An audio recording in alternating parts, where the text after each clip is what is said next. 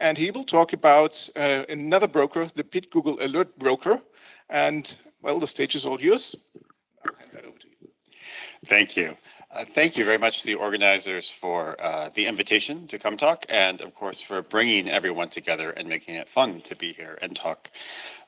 It was inspirational to think about all of the resources that are going to be applied to analyzing and following up and studying the data from the Rubin Observatory LSST survey, which is something I've been thinking about for many years, and it's excited to be close to where we actually are. So I'm going to talk about the Pitt-Google Broker. We could just call it the hyphen broker, but that's just my own branding. I'm a professor at the University of Pittsburgh, and also as a little relevance, I'm the board chair for the LSST Discovery Alliance, and I'll talk about that just a little bit at the end. Our broker, so it only has 8 people, so I can, well, okay, if I weren't holding things, I could count those on my fingers. And really, there's been 2 key people, the graduate students, Troy Rain, who graduated last year. It is 2 years ago, time passes, and it's now at Caltech IPAC. And then Chris Hernandez is the new lead developer. The other names people have done here, but really we are 1 grad student, a little of my time, some time from some Google engineers, and some cloud compute. That's our budget, that's our scale. So we are currently listening to these ETF stream, selected as the LSST Community Alert Broker. We're starting to listen to the the LIGO Virgo 04 stream. I have to be honest, this broker really came out of technical, we can do better, from the announcement that the Rubin Observatory LSST Community Alert Brokers were needed because it was too hard to send millions of alerts all over the world. And I was talking to Russ Thompson at Google, and we're like, this is a solved problem, right? Like, it's not free, but content distribution, doing things is a solved problem. Now, to be fair, the budget and all the planning for LSST was written in 2012, not 2019, when we're sort of kicking this off and the landscape had changed. But I have to be honest, this project came out of that, and I would say that the motivations really have stayed that way, of making the infrastructure solved so that scientists can engage and interact where they want to and not have to learn things they didn't want to have to learn. So we're fundamentally trying to do broad public access to the LSST alert stream, and we need public. Just as an explicit reminder, I think this hasn't been said yet this week, the alerts from LSST are world public. The information in those alerts are world public, separate from any data rights or anything. That is an important factor for the ecosystem of the brokers and sharing all these aspects. So we truly want to make things publicly available. And we want to have a low barrier of entry to do things. Now, I will just say this up front. We have chosen 1 cloud provider to do this in. So yes, to make this easiest on your life, you want to use that same cloud provider. I just want to mention that's going to be the first question about all this. We could have had a similar discussion of doing things on AWS, in principle about Azure, but to be honest, they don't quite have the infrastructure as much for some of this stuff. And I'd say the key part about our design is everything is modular and everything communicates publicly. So briefly, we take in alerts, we acquire them, and by this basically take Kafka stream and do something with it. And here, actually, I think because people online can see this, we take this ETF stream, for example, and we ingest that into BigQuery table, into long-term storage for the alert data. The alert packets, we're just saving the Avro files. And each of these arrows is communication through a pub sub. That's the technical term for the communications interface. Each of the modules listens to a pub sub stream subscription. You can listen to those too. So you can build your own on top of any of these things. I don't think you want to for some of the steps, but for other of them we can. So we're trying to solve the infrastructure problem and have this is a broker that works, but more, if you wanted to add your filter or your listening, you could do that at any stage. If you want simply a full repeat of the stream, you're totally welcome to do that. If you want oh my goodness, the alert packets are kind of big, I just wanted some of this key information, we will provide a semantically compressed stream. If you wanted, I only wanted the 100 bright things I can go follow up with my half-meter telescope, you can do that. And you can engage in any of these parts. You can rely on filters we've defined. You could define your own. So all of the message streams are done via PubSub. We keep the catalogs in BigQuery, the DIA source tables. Sorry, that's the difference image analysis. So the image subtraction, the source tables, and the object tables are the associations of those sources into objects. This is just the language of the LSST framework of source versus object, and then value added. So that's a classification, a cross match, some annotation, some thought. BigQuery is good at the streaming insert question. It's good at big queries. I have to be honest. It's not spectacular. It's simple index key value lookups. That's actually a little painful. But it does have tap ADQL built in. That is just provided. So one of the reasons we've been able to do this with one grad student and some cloud compute money is we're building on these already integrated existing solutions. And then if for some reason you wanted to really download all the files, you could also do that. So the compute engine is running your code, and that's the part that you're going to write. But really, I'm basically saying how cloud compute works, right? You don't run your own servers. And to be honest, in terms of cost structure, it depends what your institution is set up with. If your institution is set up to pay people to run your own compute and your own storage, then this pricing model looks different to you. If you have to fully cost account some things like that, then that also might lead you in a different direction. But the ability of a grad student or two graduate students to do all this stuff without having to go reboot servers in the middle of the night and replace drives has just totally changed things from, to be honest, when I was a graduate student, and that's what I was doing during Supernova searches. For the user access, we have both direct SQL, you can listen to the pub substreams, and then we have a Python API that you can listen to things. So we've written that in two different ways. As a specific example that I think is most relevant and ties into a future talk today is we have a module for the Tom toolkit to do that. And that's actually, that's also the module that Desk is using to run the Elastic Challenge for that integration.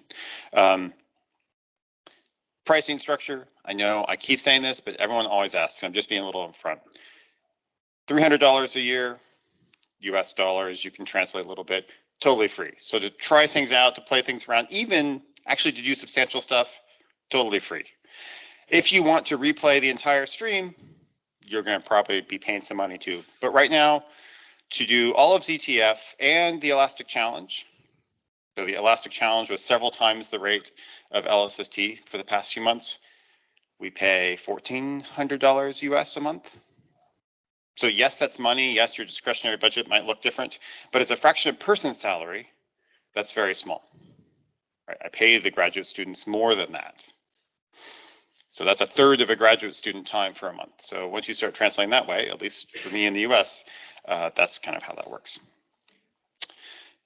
You can have an example object page. I'll be honest, we are not trying to do a data analysis thing. I think the other brokers and systems you've seen are much better at doing a data interactive access with matching other things about this. I was totally expecting Gautam to talk about Elastic. He didn't. So I'll put in just a little slide here. Elastic 2, Elastic are just trying to simulate the alerts. This is sort of driven from the Dark Energy Science collaboration, but it's really in the spirit of, I think, for all the brokers to say, hey, can we really do these streams at the scale, actually at more than the scale necessary. And that's been really, really useful to put all the pieces together and make sure that all works out. Some people are focusing on the classifications that come out. That's fantastic. I have to be honest, we're not. We're just running Supernova and just trying to shake all the things out. But 3 years and 1 month. So we're really verifying that we hit this rate. And that's been useful because you find all sorts of surprising things that didn't quite scale that you hadn't thought about. But I wanted to make one particular point. So we listen with the Pitt-Google Broker, and then we produce an Elastic Alerts pub subtopic. For the Elastic Challenge, we implemented completely separately in an unprivileged account. This is actually Chris Hernandez's first project as he came in. He didn't have special accounts of the project. He just implemented listening to that stream to do the classification, to put in the SuperANOVA module, and to report back up to desk. So this is just an example of our Pitt-Google user repo is about how we do it, but also how you could do it. And then we can have detailed discussions about who's actually running and paying if you want. But it's designed to be very open and modular in that design. And the key thing, this is not what the plot looked like the first time we did this, but after, a couple of weeks of shaking things out, we're getting 1 second latency. So, and we're not doing this like in the smart way. We're not saying, hey, let me have a VM up and listen to 100 things and do it all at once in memory. This is actually doing it the stupid way, but the simple way, which is spinning up a VM actually for each of these. And elastically, sorry, that is the term also in this space, scaling to demand. And we don't have to handle that. And doing the rates. And so we're doing 1 second per these classifications. You can do some more expensive things, maybe that's a few seconds. But because our first thing was not here, right? Because you hit various rate limits, various things, we can demonstrate that we can do these classifications and more importantly, the stream without significant delay. Okay, if you wanted to learn more, here are some more links I'm showing you again. The basic idea I would say is proof of principle that distributing the alert stream to everyone is a totally solvable problem. There may be a little bit of money, but it's not a lot of money. At $1,000 per year, no one should ever have to worry about this. If you're planning to spend $10,000 a year in cloud compute, that was a significant computational effort anyway, and I probably know who you are, and we have met and talked about things. So certainly I think our plan is to have effectively free tier where we have sort of had, I don't know, 10K or whatever, just of credits allowed, and people can do things and try things out. And if you have a significant thing, you probably already know that. Listen to us, attach your own, write your own, say, hey, here's a great idea. Can you just run this instead? We can have that discussion. You can directly query the BigQuery tables if you want. And yes, we are talking to Antares about BigQuery versus Bigtable and some of those benefits. And one of the classic things for anyone who's thought about this or is running a broker is streaming access and real-time updated indexed fast access are not, or actually just the latter thing is a painful thing to do in a database. So we're trying to actually just figure out how that's going to work in all of this. Okay, that's a brief introduction to the Pitt-Google Broker.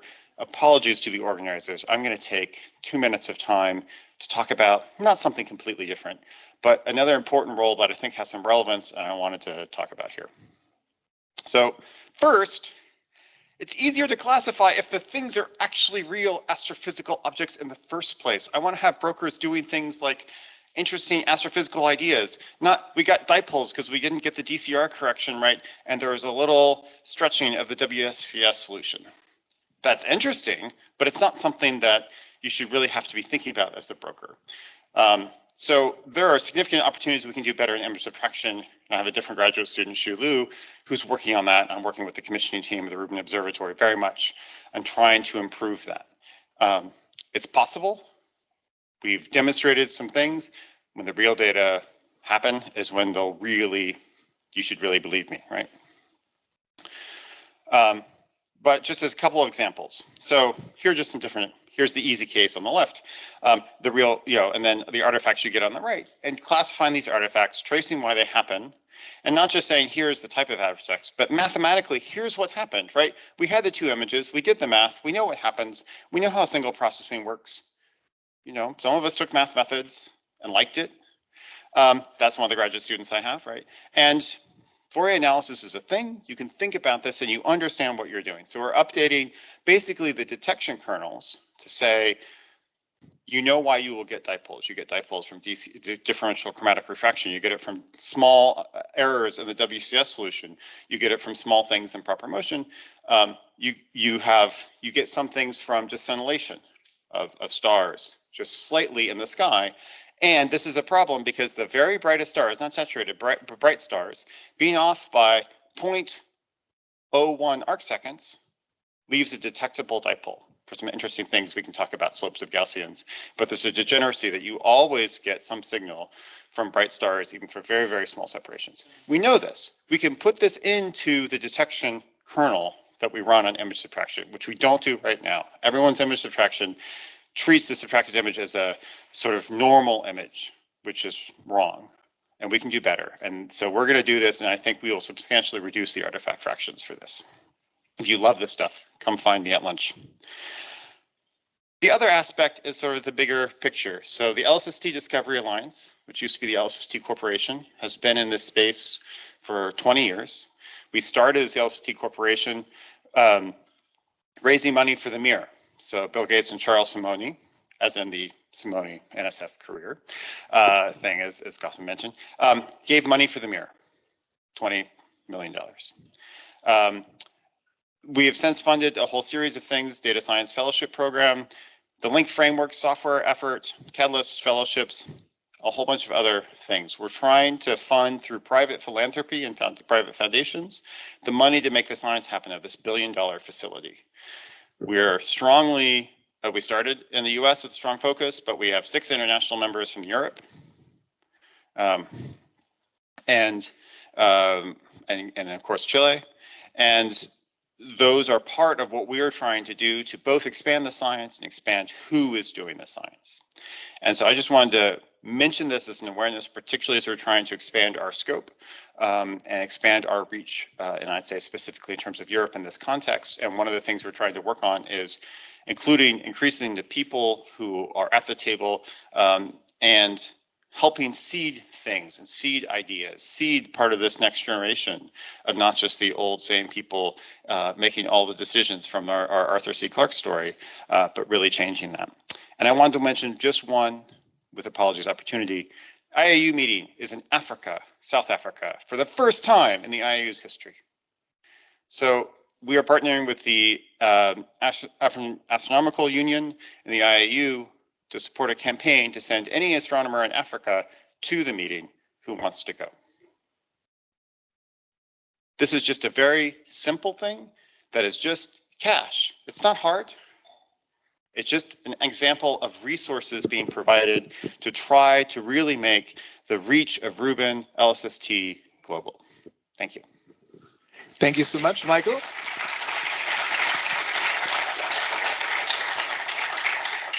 I think we have only time for one very quick question.